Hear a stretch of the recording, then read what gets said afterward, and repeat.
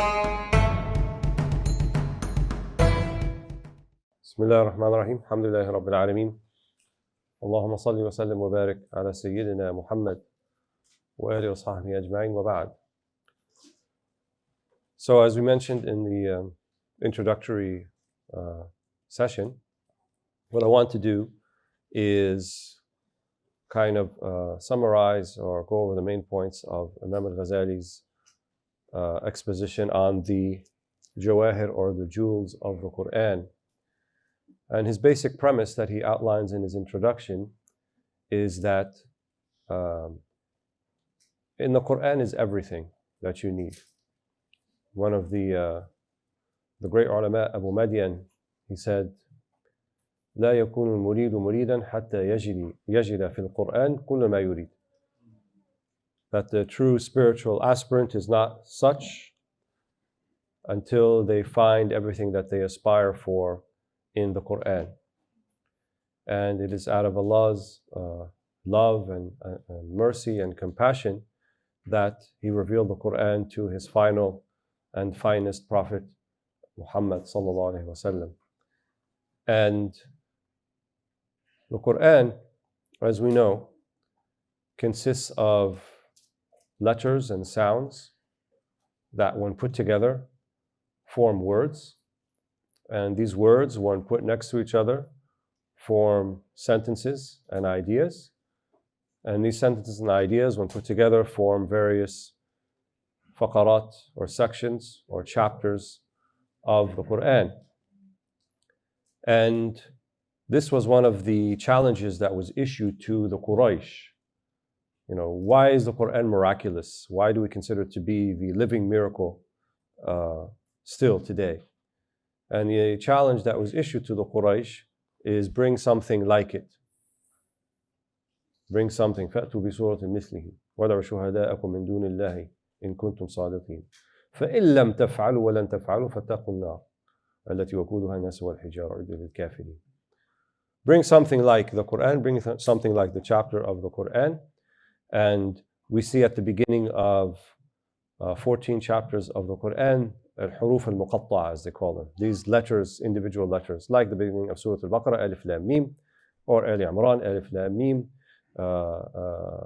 Alif Lam Ra, Kaf Ha Ya Sad, in Maryam, Taha, Surah Taha, Alif Lam Ra, Al-A'raf, so forth.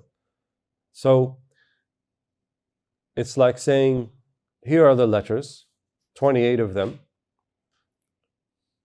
Put these letters together in a way, bring them in a way, put them next to each other in a way, so that you can bring something like the Qur'an. And if you think about it, it's kind of, it parallels what some would say about the nature of the universe itself, the world. So some scientists have been able to even decipher the atom, right, at the atomic level, or what they call the quantum level. So you have electrons, you have neutrons, you have protons, and you have a lot of open space in that. And you know the Heisenberg uncertainty principle, that you can't tell where these subatomic particles actually are any one given moment, and are they waves or are they particles?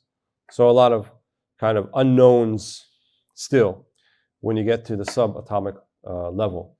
But what consists of the fabric of the universe, right? We can map the human DNA as they've done, right? And we can find down to the very basic building blocks of humanity what we consist of.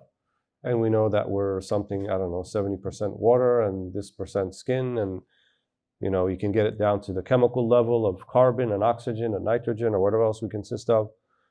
But even if we were to find out all of these things and all of these basic raw materials, can we produce a human being?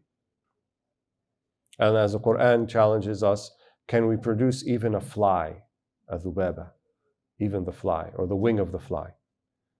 We cannot. So it's a similar challenge that is issued by the Qur'an. Just because you recognize the letters and you recognize that you can put those letters to form words, and you yourself can put those words into sentences, yet you cannot bring something like the Qur'an in its eloquence and its foretelling and foreshadowing of future events, of talking about past events, of the manner by which it does it, the manner by which just the very recitation of the words themselves of the ayah of the Qur'an is unlike the recitation of anything else. People who have no knowledge of Arabic, it's not their first language, countless numbers of them, thousands and millions, have memorized the Qur'an, and it's not even their first language. Yet if you try to memorize a novel, for example, written in Arabic, you will not find the ease that you encounter when you find with, or relative ease that you find with the Qur'an. So this is what some of the Arabs refer to as a sahl al-mumtana. A sahl al-mumtana, which means it looks easy, but it's prohibitive. Looks like easy from, oh, I could do something like that. But when you actually try to do it, you cannot. And one of the proofs of the message of Muhammad ﷺ is that for the Arabs, the Quraysh, if they wanted to get rid of this mission that he was on, they could have just brought something like the Qur'an, and then they could have disproven the whole thing, and people would have left it. And they made no attempts, and the attempts that some of them did were farcical, you know, like Musaylama, what he did was muhakat al-Qur'an. Muhakat al-Qur'an means you bring something like, you know, he said, وَالْفِيلُ وَلَهُ خَرْطُومٌ طَوِيلٌ, you know, stupid. And the elephant, and he has a long trunk, and so he's trying to do muhakat, he's trying to copy of something of Surah Al-Fil, but he can't do it. That was the effort, that's what they could come up with. No one could come up with something like it. So the very nature of the recitation, the tilawa of the Qur'an, and tilawa means tilwa al-ukhra, something that comes after the other. So tilawa means like a continuous thing. And the tilawa of the Qur'an is meant to be continuous. So it's not a book that you can finish. And it's not a conventional book where it has a beginning, it has a middle, it has an end. And then you are to, you know, read the introduction and then have the main body of the story. And then at the end is the conclusion. And no. Anywhere you start is also at the same time could be the ending point. And anywhere you end can also be the starting point. And this is for, you know, people who think linearly. And we tend in the modern age to think very linearly. We think of, and to think linearly means have a beginning and have an end, or we have an ascension and we have a progress, but not coming back to where you started, not cyclically. And I would say that traditional people used to think more cyclically. They saw things in cycles. وَتِلْكَ الْأَيَّامُ نُدَاوِلُهَا بَيْنَ النَّاسِ. Right? These are the days that we cycle. That's a possible translation. نداولها بين الناس. We cycle back and forth. يوم لك ويوم عليك. A day for you and a day against you. والله يقبض ويبسط وإليه ترجعون. Cyclical, right? Allah gives qabd, Allah constricts, ويبسط, and expands, وإليه ترجعون, and to Him you will return. So sometimes when you have this expectation in life that things should happen linearly or progressively, right? I do this thing, I do college, I get a job, and then I have incremental salary raises, and I get to a certain point, and then I can expand and have a bigger car and a bigger house, and that whole thing. And then when something defies that, and it doesn't go according to that linear plan, then some people don't know what to do with themselves. And they think that they haven't achieved enough or haven't done enough, or that something is wrong and that they consider it to be a setback. But life doesn't really operate that way. Life is not linear. It's more cyclical. In fact, everything around you is telling you the universe is cyclical. We have change of seasons that are cyclical. The two main days of celebration that we have during the year are called Eid. Eid means cyclical. Yani ya'ud. It goes and comes back. The Sahaba asked the Prophet ﷺ about يَسْأَلُونَكَ عَنِ الْأَهِلَّةِ قُلْ هَا مَوَاقِيتُ لِلنَّاسِ وَالْحَجِّ. What is this hilal? What is this moon?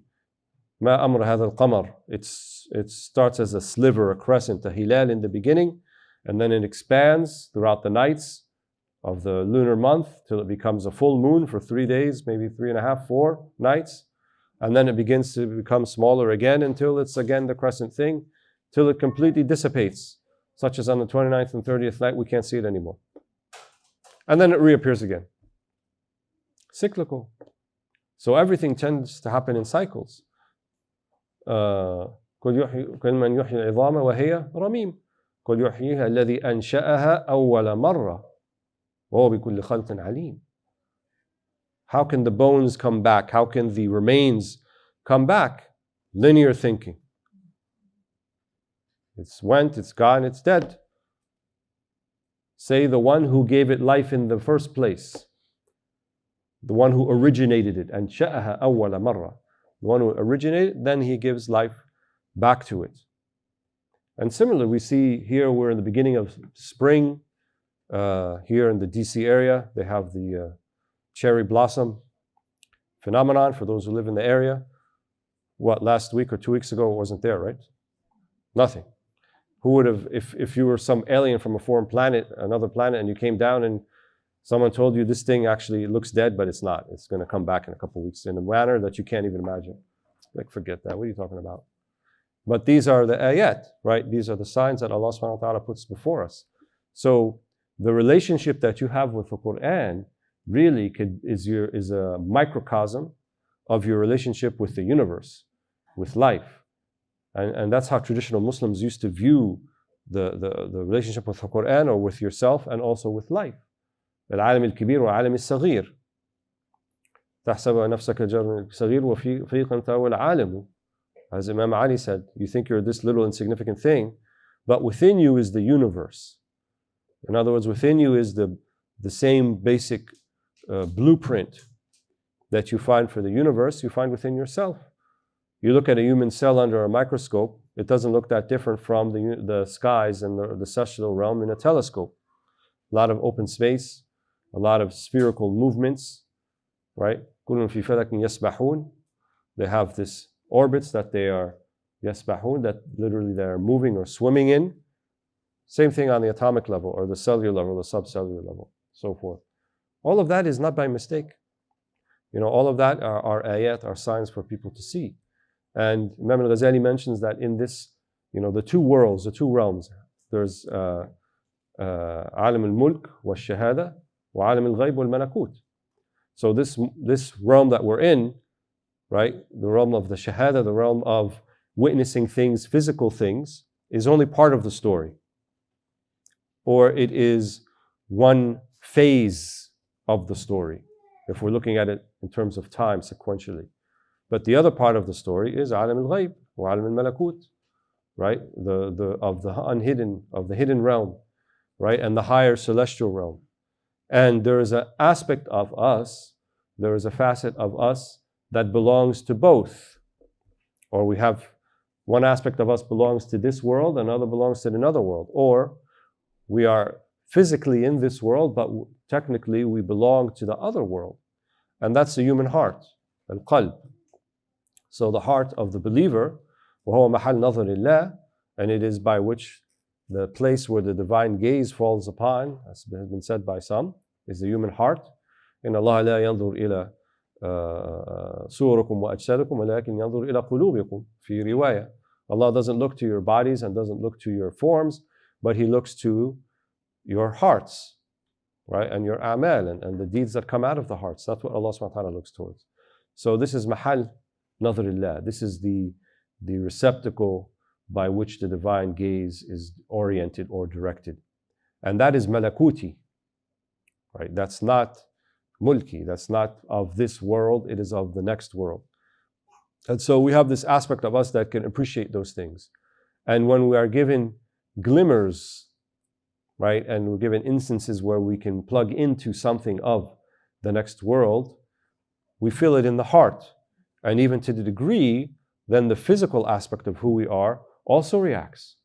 Why do people show certain emotions at certain times? Why do people weep or cry on certain things when they're affected by it? Or show joy or so forth? It's because there's a recognition of something that the physical body is unable to keep inside itself, because it's bigger than the sum of the physical body. It's something of the heart. So, we can choose to go through this life going through the motions and having kind of a linear sort of expectation, or we can see this life for what it is, and that it's really a phase of the phases. It's a moment of the moments, and it is a fleeting moment. It's not even going to be the longest moment. It's a fleeting moment. And the real Jannah, The real paradise, the real longing, is something of the next world. But it's as if Allah drew like a window or a glimpse into what the realm of the next life will look like. And that door is the Qur'an. That door is the Qur'an. It is the thing that if you live it, if you imbibe it, as we heard earlier, Sidi Fuad, كان قرآن يمشي أو كان خلقه القرآن صلى الله عليه وسلم. He's like a walking Qur'an, or his character was the Qur'an. What does that mean? You know, it's deeper than what we think it means. It doesn't mean just like he follows the commands of the Qur'an. There's something, a deeper, more profound aspect to that. كان خلقه القرآن. What are the attributes of the Qur'an? What are the aspects of the Qur'an when we contemplate them and think about them deeply and penetratively? What comes out of that? You know, for the Prophet ﷺ, the Qur'an was everything. And if we make it everything for us and make it our door to Allah subhanahu wa ta'ala, then we will find things in this life and realizations that we have that were hitherto unavailable for us. And it makes, I think, life kind of worth living, but living in a different sense. You know, the things that people pursue that are very fleeting, you know, the uncanny thing about them is once you get them, once you achieve them, it's anticlimactic, it's kind of unfulfilling. The thing that you will thirst for more, even as much as you get of it, is knowledge of Allah subhanahu wa ta'ala, knowledge of God, meanings gleaned from reading the Qur'an, the book between the lines, and reading the book between the lines between creation. كتاب الله المنظور وكتاب الله المسطور. فالكتاب في السطور. So the book that's in the lines of the pages, name of the Qur'an, and also the book that we read in creation. And the Qur'an actually is a manual. It teaches you how to look towards creation. أفلا ينظرون إلى الإبل كيف خلقت وإلى السماء كيف رفعت وإلى الجبال كيف نصبت وإلى الأرض كيف سطحت فذكر إنما أنت مذكر لست عليهم بمسيطر. Have they not seen the camel how it's been created, and the sky how it's been raised or elevated, and the mountains how they have been anchored, and the earth how has that been made plain? So remind them, for you are nothing more than a reminder. لست عليهم بمسيطر. You are not someone who's going to compel them. And this address is to the Prophet Muhammad صلى الله عليه وسلم. وكذلك نري إبراهيم ملكوت السماوات والأرض ليكون من الموقنين. Here we saw Ibrahim alayhi salam, ملكوت السماوات والأرض, the signs of the celestial realm, وليكون من الموقنين. And so he can be of those people who have certainty, have certitude, absolute certitude. In what? Absolute certitude, and this didn't come from anything or anywhere else except Allah subhanahu wa ta'ala. الذين يذكرون الله قياما وقعودا وعلى جنوبهم ويتفكرون في خلق السماوات والأرض ربنا ما خلقت هذا باطلا سبحانك فقنا عذاب النار. The ones who remember Allah standing and sitting down and laying down, and then they think about the creation of the heavens and the earth, they contemplate them, and then they say their conclusion, ما خلقت هذا باطلا سبحانك. You could have not created this, it could have not come about in vain. Because nothing happens in vain, nothing happens for no reason. But we're being conditioned continually to think things don't mean anything and things are relative and everyone has their own truth and everyone, we don't have a commonality between us. There's nothing that's absolute. Everything is relative. And eventually till we get to the point where everything is devoid of meaning, and we think that this was some sort of random bombardment of gases and random events, and hence we have the universe. We don't accept such a premise for the most trivial of things, right? For literally spilt milk in the kitchen, we don't accept such a premise. It just happened by itself, or brought about its own existence. Nothing can bring about its own existence. The theologians assert that the only one who can bring something out of non-existence into existence is Allah. So something that never was and then became, only Allah can do that. No human being in the history of the universe is able to bring something out of nothing. Cloning a sheep is not something out of nothing. Something out of something.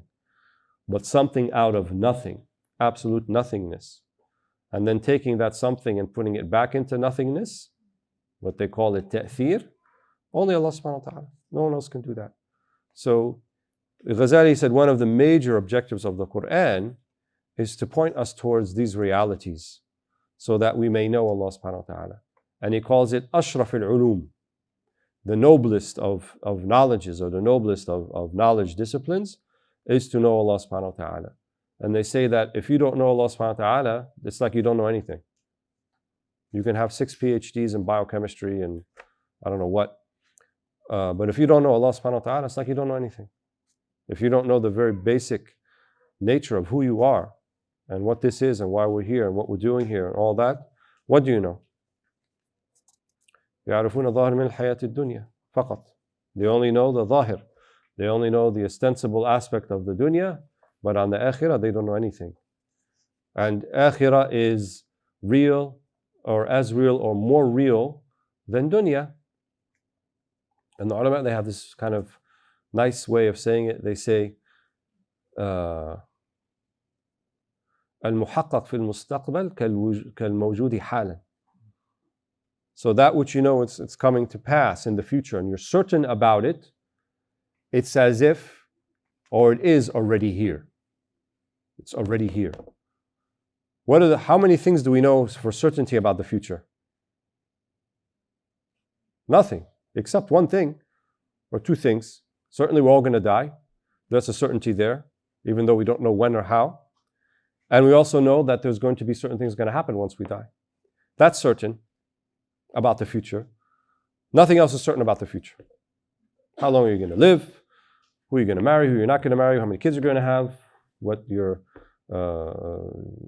what your income will be 10 years from now? Nobody knows that. Nobody. But we know for certain those two things. We're all eventually going to go, and then once we go, there's going to be a hisab. There's going to be mash'al al-sirat. There's going to be diq al-qabr. All those things we know.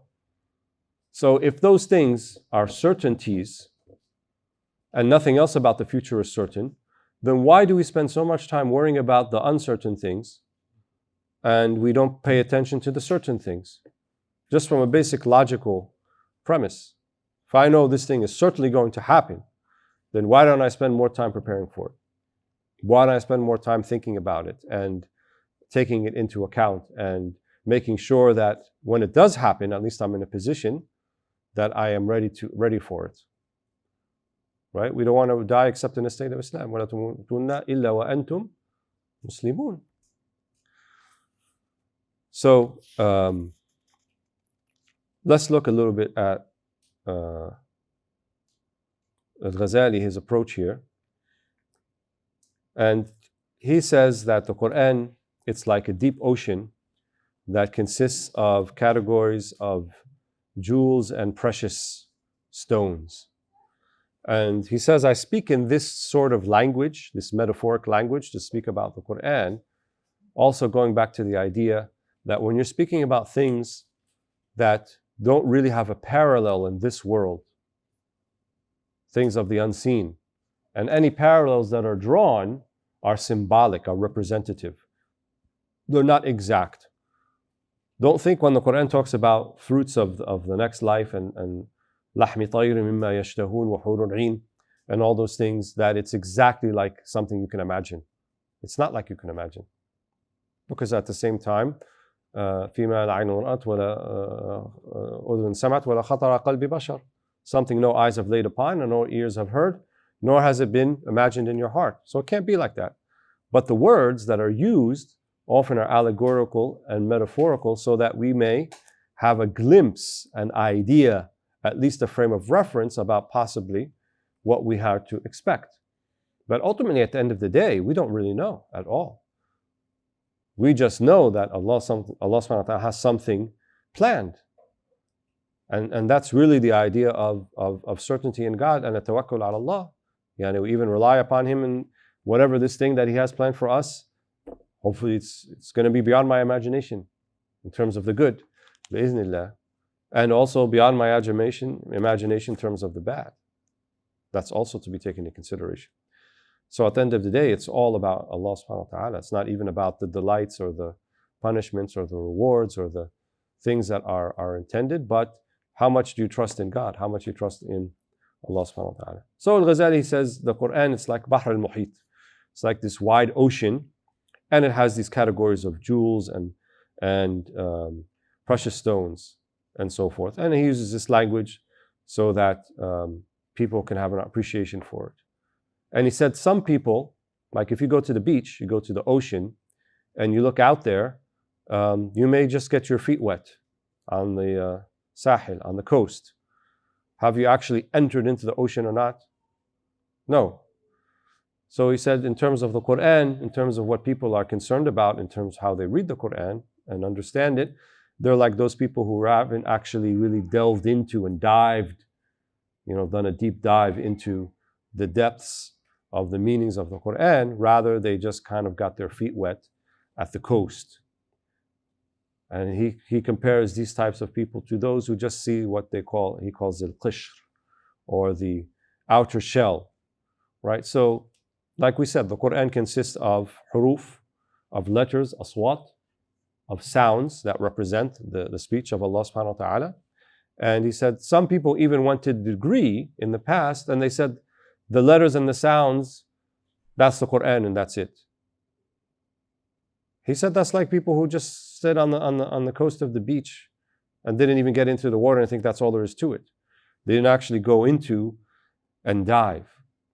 And he said the Qur'an is much more than that. So yes, we have disciplines and sciences that are dedicated to preserving that outer shell or understanding it, like the science of tajweed, how to properly pronounce the Qur'an, right? How to properly recite it. And it has the makharij al-huruf, the points of articulation of the different letters of the Qur'an, and to know that harf al-ta is mufakham, harf al-ta is muraqqaq, and things like that. Sifat al-huruf, right? Huruf that make like a sort of whistling sound, like a sad was seen, and al-qalqala, qutb jad, and all those things that we learn in tajweed. That's very important.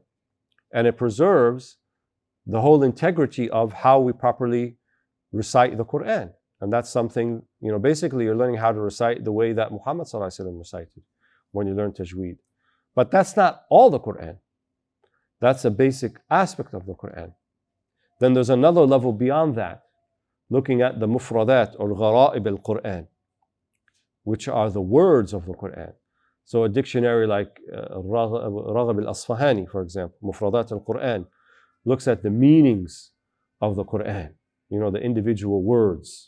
What does alhamd mean when we say alhamdulillahi rabbil alameen? So forth.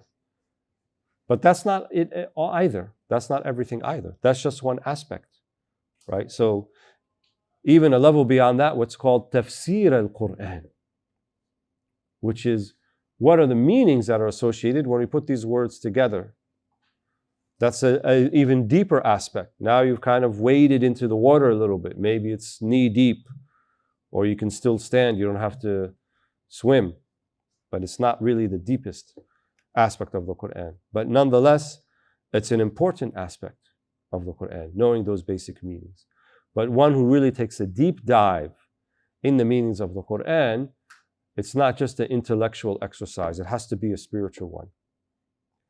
Some of them understood the verse of the Qur'an, لا يمسه إلا المطهرون. No one will be able to penetrate or to touch it except the mutahharun, those who have been purified. The fuqaha and the jurists, they say this means you can't touch the pages of the Mus'haf except you're in a state of wudu. وأجمعوا على ذلك. Right? And there's a consensus about this issue. Don't touch pages of the Mus'haf. Some certain exceptions, but for the most part, don't touch it unless you're in a state of wudu. لا يمسه المس, touching the pages of the Mus'haf. إلا المطهرون. Others understood at the same time, in the same verse, different meaning that are complementary, not contradictory to this meaning. Imam Ali, it's reported to have said, إن الآية ظاهر وباطن وحد ومطلع. ظاهر وباطن وحد ومطلع. There is a zahir, there is an outward aspect of the verse in terms of the meanings. There is an inward aspect. There is a had, right? There are limits delimited by the verse. And there is something, a point of embarkment. It's a starting point, not an ending point. You go somewhere else. You start with the verse, but you go somewhere else. Somewhere in the waiting, in the meanings of al-malakut, of the other realm, of the other world. So the tafsir of the Qur'an is still the outer shell, right? It's still al-qishr. He said it's not al-lub. Al-lub is the essence, right? Like if you peel I guess you don't peel a coconut, you crack it open, but if you peel an orange, right, you get inside, if you just saw the orange rind and what the outside of it looks, you don't know what an orange is. It's only a certain aspect, but then you take off the outer layer, looks different, but you still don't know quite what the orange is yet until you see that it's what are those individual orange things called? No, whatever it is. Once you take that apart, you're like, oh, this is something else than I didn't see from the shell. And then once you taste it, that's completely different too. So what's the difference between the person who just sees the orange as this outer rind of the orange versus the person who actually ate from the inside of it and tasted its sweetness? So similarly, in order to avail yourself of the sweetness of the Qur'an, it's not just a merely intellectual exercise and I have to learn the meanings and the mufradat. هذا مطلوب, as we say. This is necessary. But it's not sufficient. Necessary, but not sufficient. In order to actually penetrate those meanings, لا يمسه إلا المطهرون, as the verse says, you have to be mutahhar. You have to be spiritually purified. You have to come to the Qur'an with your glass empty, not full. You have to come to it without any preconceived notions of what you think it's going to mean. Or you have to come to it without thinking that I am looking for certain meanings that are going to confirm my particular bias about an issue. No, you come to the Qur'an like that, you're not going to penetrate it. Many of the people who read the pages of the Qur'an and they couldn't make heads or tails of it. They don't understand it. They criticize it. They don't understand what is the... And then others who have less language, less cognitive aptitude, come into it and read it, and it is the most life-changing and transformative experience in their life. Few of the Sahaba were like that. One was Umar ibn Khattab. Every Sahabi had kind of like a origin transformation story. Abu Bakr as-Siddiq, we tell people what was revealed of the Qur'an by the time he became Muslim. One word, Iqra. That's what was revealed to Abu Bakr as-Siddiq, to Muhammad sallallahu alaihi wasallam when he became Muslim. So his pathway, his door to Islam wasn't the Qur'an, was Sahib al-Qur'an, Rasulullah sallallahu alaihi wasallam. That was his door. Umar al-Khattab, on the night that he became Muslim, he actually was going to intend to kill the Prophet sallallahu alaihi wasallam, sword in hand, ready to go, until he runs into his sister, who had already become Muslim, and she shows him the pages of the Mus'haf, and he reads from Surah Taha. طه ما أنزلنا على القرآن تشقى إلا تذكرة لمن يخشى. He began to read. He said, what is this? This is not like what they said. Because before that, he just listened to what people said about the Qur'an. He didn't actually bother to read it or to recite it or to hear it from anybody. But then he said, this is something completely different. So even though on that night, Umar had hatred in his heart, but there was still an opening there that opened up to him from the Qur'an. So instead, when he goes and knocks on the door of Dar al-Arqam with sword in hand, intending to kill the Prophet ﷺ, he goes and he says, La ilaha illallah Muhammadun Rasulullah sallallahu alayhi wa sallam. So, La yamassuhu illa al-mutahharun. You will not penetrate it except if you are mutahhar. In other words, you are purified from anything that would distract you from this. It's very hard, extremely difficult to have any appreciation or understanding of things if you have a lot of white noise, literally speaking. Like, let's say you're trying to focus on what somebody's saying and there are people chattering behind you. Or there's, a lot of, with the sound system here, you have to adjust it so that there isn't static or white noise coming in. Otherwise, when the recording plays back, you can't properly make out what's happening. So it's like purifying the line, purifying the the sound signal, from anything extraneous to it that doesn't belong. As human beings, we function in a similar manner. So we are meant to operate in a way where we are focused on one thing and one thing only, namely Allah subhanahu wa ta'ala. That's what our hearts are like. The qalb, which means the oscillating entity or the oscillating vessel, right? Allah subhanahu wa ta'ala, هو يقلب القلوب يا مقلب القلوب ثبتني على دينك أو على طاعتك أو على إيمانك. Prophet sallallahu alaihi wasallam, مقلب القلوب, right? The one who brings the hearts back and forth. ثبتني, تثبيت, right? Make me firm on this particular thing. And another hadith that the qalb بين أصابع من أصابع الرحمن, that the heart is between literally the two fingers of God. Doesn't mean it in a literal sense, but it means that these meanings that can penetrate the heart, they're of a divine spiritual nature. So anything that's extraneous to that, that will distract it, will make you less available to understand those meanings. So we can have chatter that's literal, right? Like chatter of people chattering behind us, of vain talk. And we can also have chatter of the heart. Idle things that are happening inside your head, right? Idle talk happening inside your head. What did this person say? What did they say about me? How come they didn't give me salam when I walked in the room? Am I able going to make this next mortgage payment? How come Tesla went down 25% today? It didn't actually, it's quite up for the past months. But things like that kind of just white noise, chatter in the back. So if you're trying to read the Qur'an while this chatter is happening at the same time, it's really difficult. And you may find yourself not even able to sit for 5 minutes without being distracted. And of course, not the iPad, but the phone and the iPad too, and all those things add to that mess, add to that distraction. And one of the things that I think we can think about for Ramadan is not just having this kind of fast from the conventional things of food and drink, but maybe somewhat of a digital fast too. Or at least for the times that we choose by which we're going to recite the Qur'an. Set aside time. Maybe you say for an hour before Maghrib, nothing digital. Turn off my phone or put it away somewhere and, turn off notifications. Try it. For people that I've spoken to who've done it, it feels very liberating. They feel actually quite at ease and happy with the result of at least turning it off for a little bit. So that might be something to think about. And then it opens up your heart for other things to get away from this chatter. So Al-Ghazali, he says that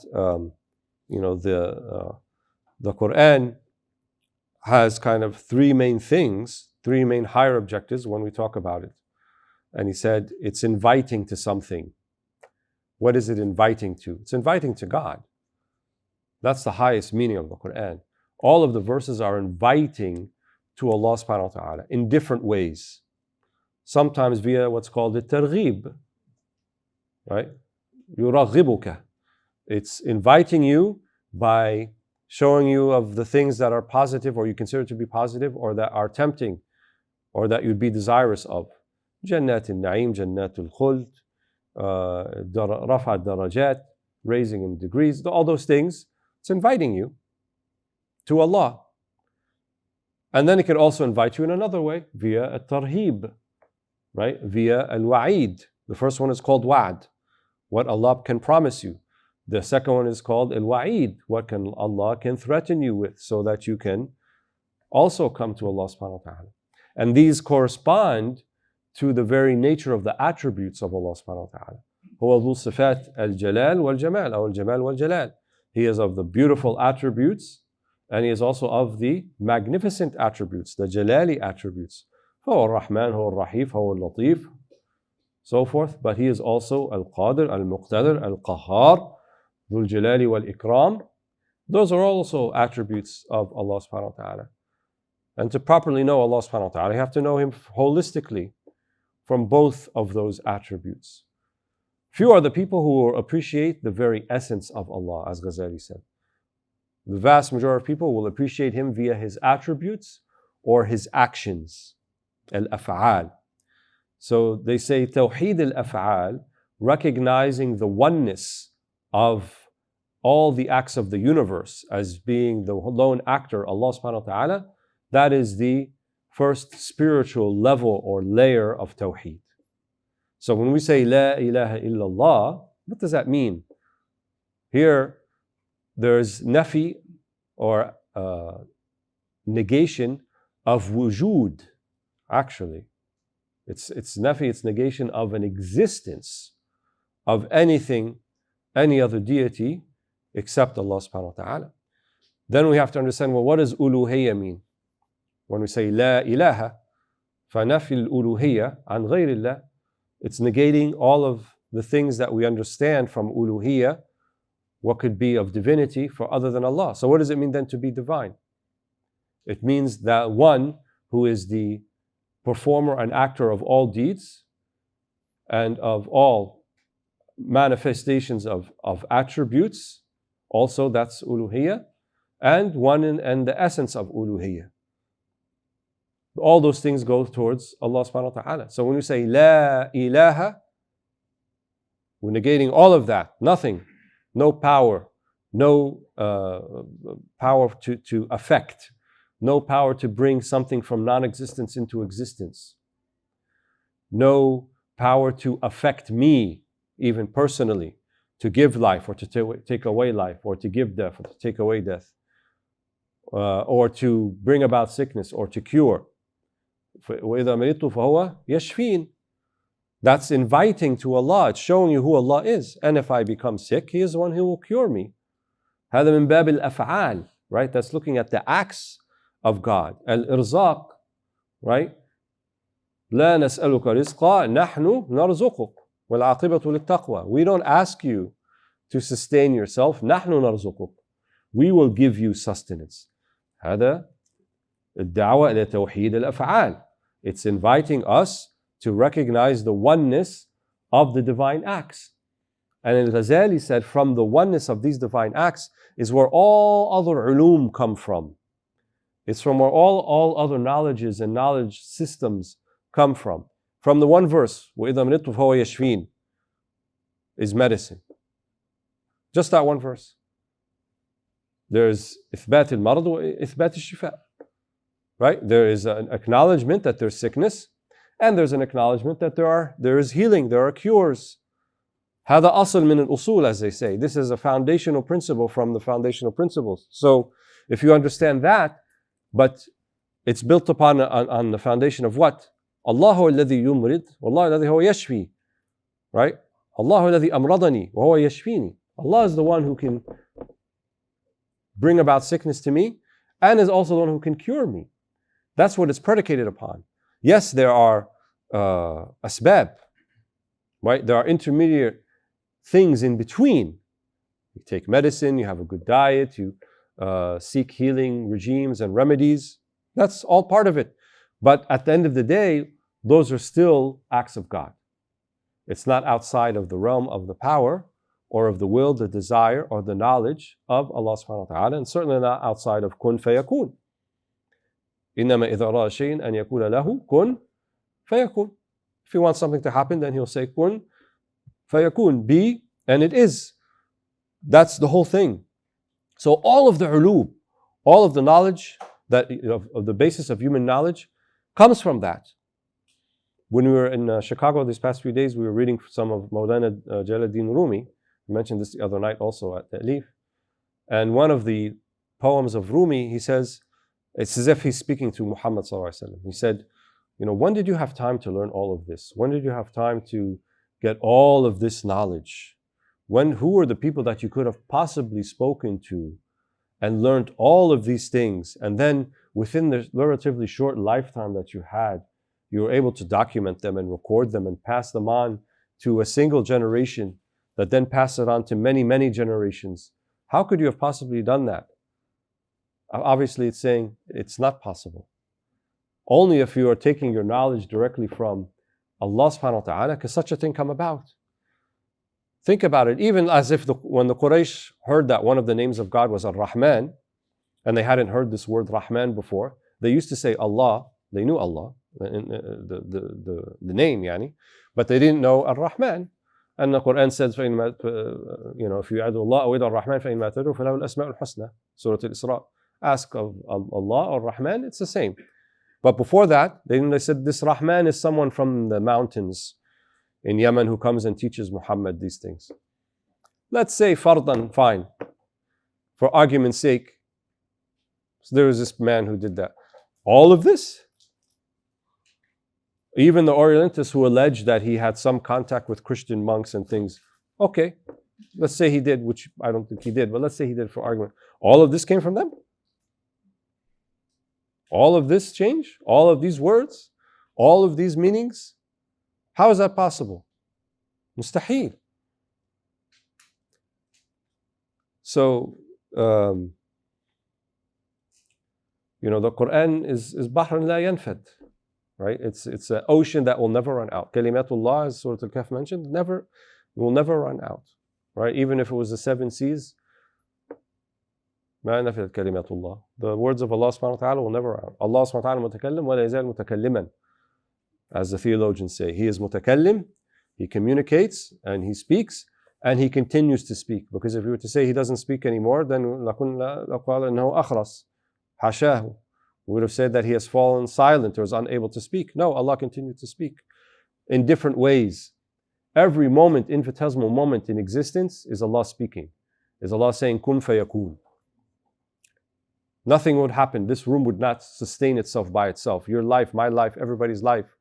The sun not falling into the earth. All of that. It's not by chance. Allah subhanahu wa ta'ala is maintaining all of this. And every single moment He's saying, kun fayakun. He's telling the sun, kun fayakun. Be and it is. He's telling me and you and our individual systems and organs and circulatory systems, kun fayakun. Always kun fayakun. So it's as if you're constantly being renewed. You're not on autopilot. You're constantly being renewed. And we call these things, the ulama call these things tajalliyat. Right? They are the manifestations, tajalliyat, as-sifat, al-asma' wal-sifat. They are the tajalliyat, they are the manifestations of Allah's names and His attributes. So all of the realm of human knowledge, as we mentioned, falls under this tawheed al-af'al, the oneness of the divine acts. وَاللَّهُ خَلَقَكُمْ وَمَا تَعْمَلُونَ. Allah created you and what you do. So that means there's nothing in creation, there's nothing in existence except Allah and what He does. هذا الباب, that's the door of inviting to al-mad'u ilayhi, namely Allah subhanahu wa ta'ala. Beyond that, there's even an inner shell of this, not just تجليات الأفعال أو توحيد الأفعال, there's توحيد الصفات or تجليات الصفات. So the attributes of Allah subhanahu wa ta'ala from which the acts emanate are one.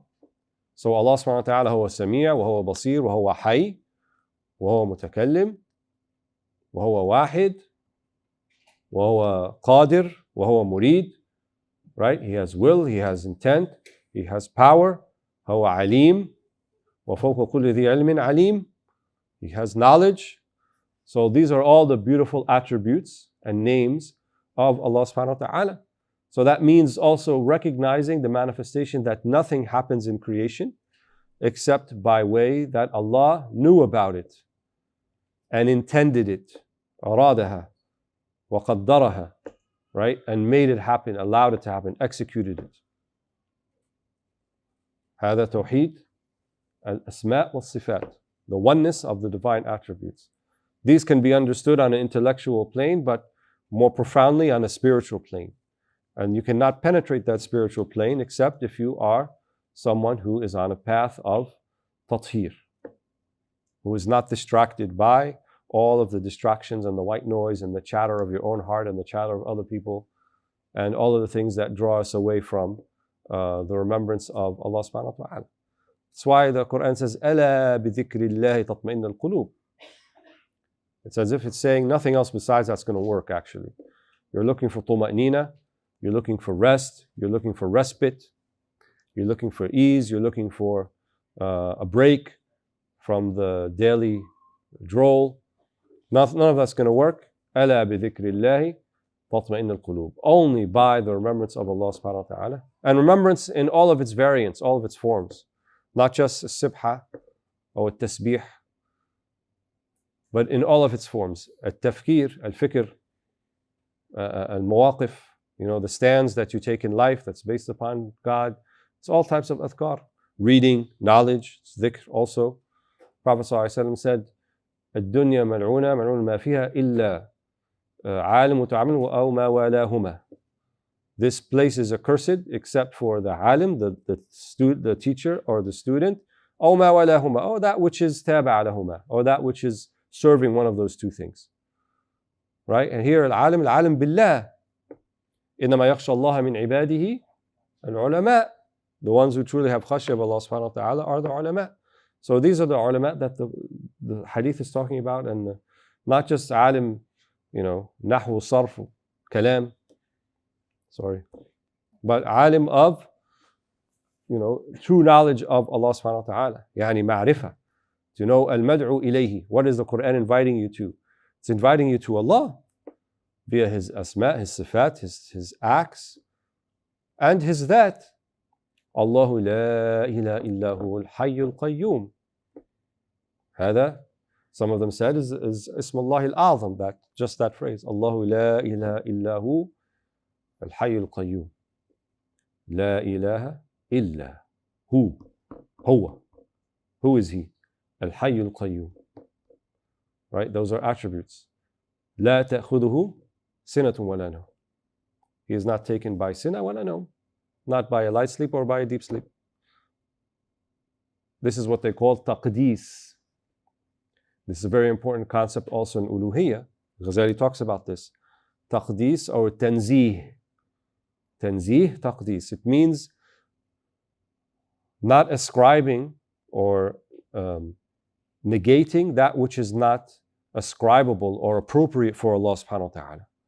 Because this is one of the places where people get into trouble. Right? Ghazali said, if you look to Hujjat al-Jahideen, if you look, and the Qur'an mentions these three types of people, those who would oppose the Prophet ﷺ, what do they usually say? Like what's the crux of their argument most of the time? They say bad things about Allah, or they say bad things about Muhammad ﷺ, or they deny al-mi'ad. That's it. Right? They say bad things about Allah. They said, يَدُ اللَّهِ مَغْلُولَةً بَلْ يَدَاهُ مَبْسُوطَتَانِ يُنْفِقُ كَيْفَ يَشَاءُ. Right? The hands of God are constrained. بَلْ يَدَاهُ مَبْسُوطَتَانِ. Rather, the two hands are outstretched. Again, metaphorically. So they say bad things about Allah. Or they say bad things about the Prophet Muhammad ﷺ.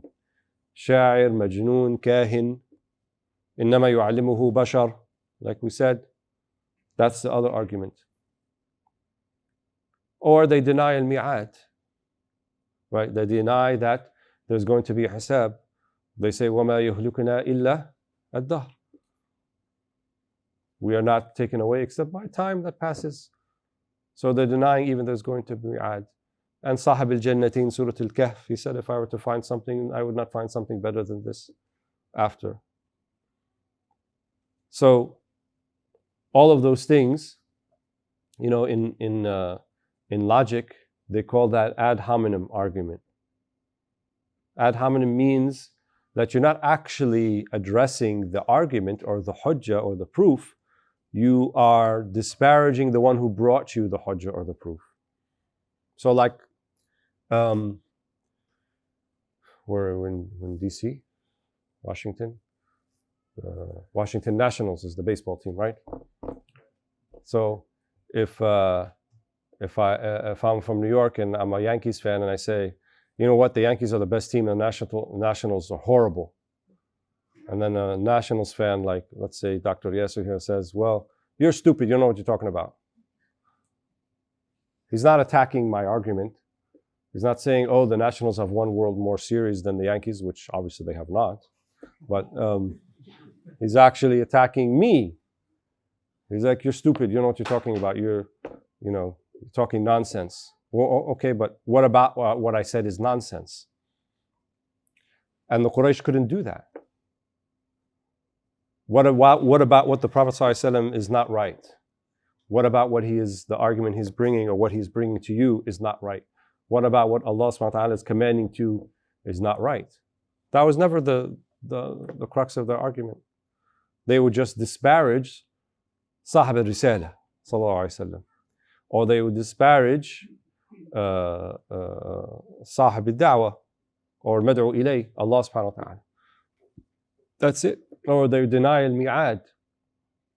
Those are all spiritual maladies, right? It's not an intellectual one. They didn't have an intellectual issue. They had a spiritual issue. They had an issue with how would it affect them and their maqam and their position and their status in society, right? Many of them would say, how can we let this orphan from Banu Hashim be the one who's in charge of us and bring something? That's what they would say. You know, when it was said, someone said, the famous saint Abu Yazid al-Bustami, he passed away, and someone came and visited his grave in Iraq, and he said, is there any of the followers here of Abu Yazid? I want to speak to them. I want to hear what some of the things that he said. What are some of his maqulat? So he said, I was a sahib, I was a companion of Abu Yazid. He said, oh, okay, so what are some of the things that he said? He's like, whoever sees me will not enter into hellfire. He's like, this man said that? How could he say that? If Abu Lahab saw the Prophet ﷺ and he's going to hellfire, and it says so in the Qur'an, Tabbat yada Abi Lahabin wa tab, how could this man, who's not the Prophet ﷺ, make such a statement? He said, Abu Lahab didn't see Rasulullah. He saw Yatim Abi Talib. He didn't see the Prophet of God. He saw the orphan of Abu Talib. That's what he saw. That's what they saw. They didn't really see the Prophet ﷺ. They saw what their sickened hearts tell them to see. So they see an orphan and they don't see Rasulullah. And in that is a lesson. What did Satan see? When he was asked to prostrate before Adam alayhi salam, what did he say? أنا خير من خلقتني من نار وخلقته من طين. So he didn't see Adam, أول البشر وسيد البشر. He saw dirt. He saw clay. That means the veil wasn't over Adam or over God, the veil was over his own eyes. He didn't see it. Just like the veil was over Abu Lahab. He didn't see Rasulullah sallallahu alaihi wasallam. He saw Yatim Abi Talib, the orphan of Abi Talib. So, we have 10 minutes before questions? Okay. Wow, that went fast. I went through the first 2 pages. Right. Yeah, and we skipped around a little bit too.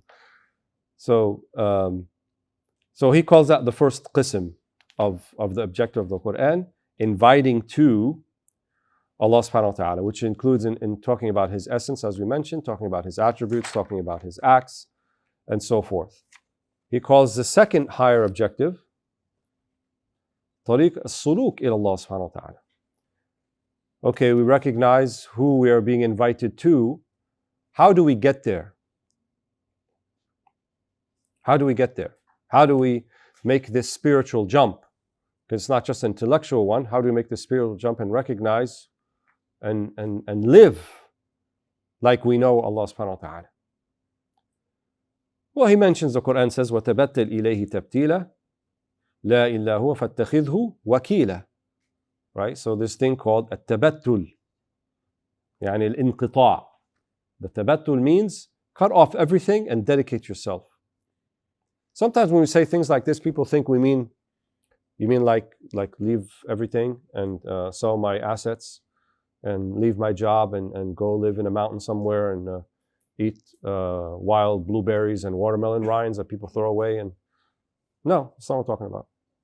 هذا حكم قلبي. It's an issue, it's a judgment or an evaluation of the heart, not of the body. Some of the awliya, they would say, we would speak to people 30 years and they thought we were speaking to them, we're actually speaking to Allah. So الجلاء في الملأ أو الخلوة في الملأ أو الخلوة في الجلوة. So you are detached in your heart, but you are with Allah subhanahu wa ta'ala. So the Prophet ﷺ said, "La rahbaniya fil Islam." There's no monasticism. We don't go live and, be cut off and not connected to everybody. That's not what we're saying. But the rahbaniyat al-qulub, right? The monasticism and being detached. Treat your heart as the temple of God, as the house of Allah subhanahu wa ta'ala. There's the house of Allah, al-Kaaba fi Mecca, al-Mukarrama al-Musharrafa. But make takreem and tashrif of your heart, right? If someone had like a herd of, is it a herd, I guess it's called, of pigs, and he's leading them into the haram, the sahan, and the pig is defecating everywhere and making a mess, how would we feel about that? Be so angry. We'd be like, it's muqaddas, it's just musharraf. How can we allow this to happen? Well, how do you allow it to happen in here? This image and that image and this backbiting and this talk and this thing, and you let it come inside your heart. So what's the difference? This is just as important, if not more important. If the Prophet ﷺ said the spilling of blood of a believer is more sacred, more enormous to Allah than taking the Kaaba down brick by brick, then what's more important? This. So there's Baytullah al-Haram over there fi Mecca, wa Baytullah al-Ma'mur, that is above the Kaaba, fi al-Mala' al-A'la, that 70,000 angels every day, new ones come in and out.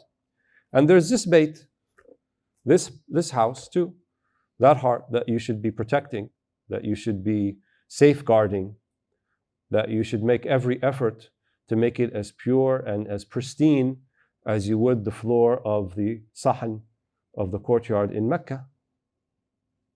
It's the same thing, if not more important. And you're personally responsible for this one. You're not personally responsible for the one in Mecca.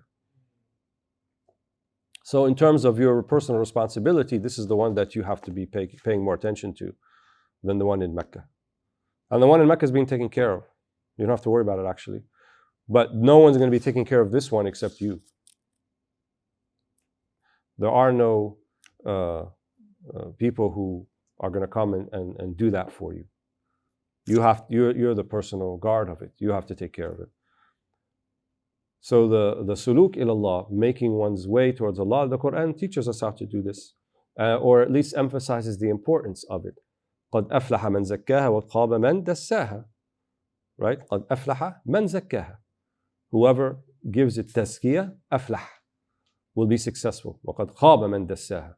Right? And the other ones, their dreams and aspirations will be dashed if they neglect it. And Allah reminds us how close He is. So Al-Ghazali said it's not like there's a distance between you and Allah subhanahu wa ta'ala. Allah says, وَنَحْنُ أَقْرَبُ إِلَيْهِ مِنْ حَبْلِ الْوَرِيدِ. We are closer to you than the jugular vein or the carotid artery. Allah is not far away. And He's not even hiding. And He is accessible. And His door is not closed. In fact, there is no door.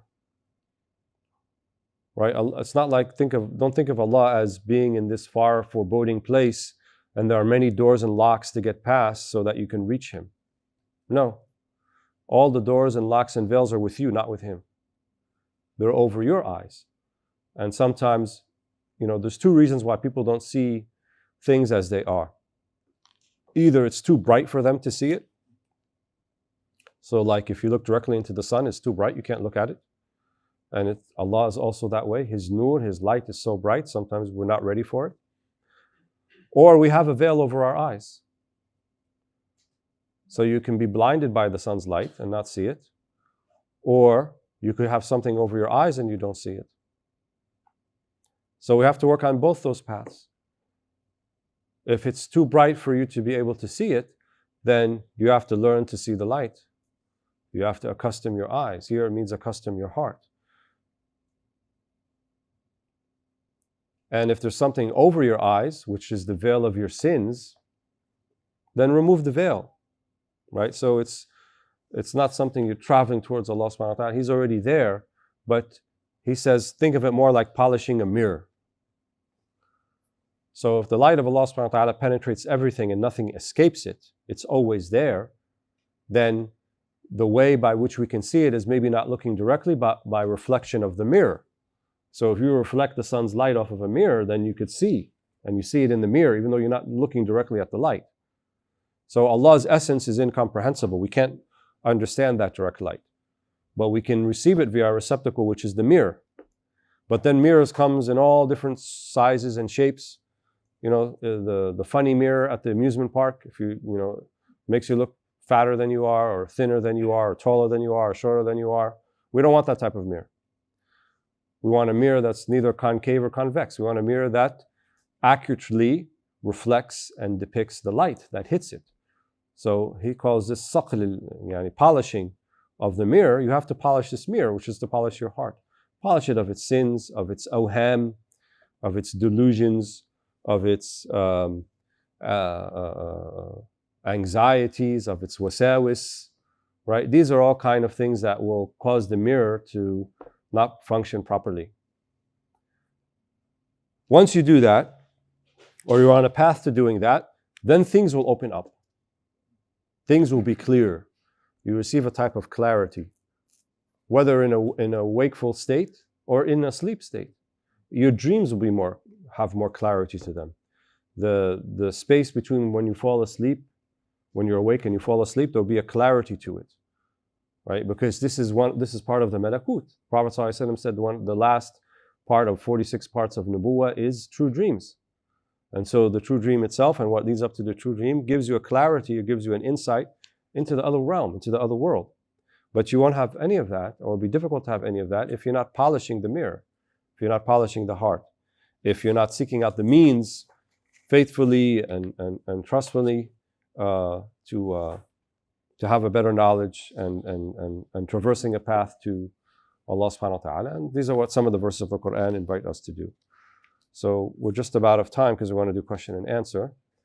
So in the next lecture tomorrow morning, I'll pick up on some of this and also look at some of the individual verses that Ghazali includes in each of these particular meanings, inshallah. So we'll stop here. Barakallahu feekum.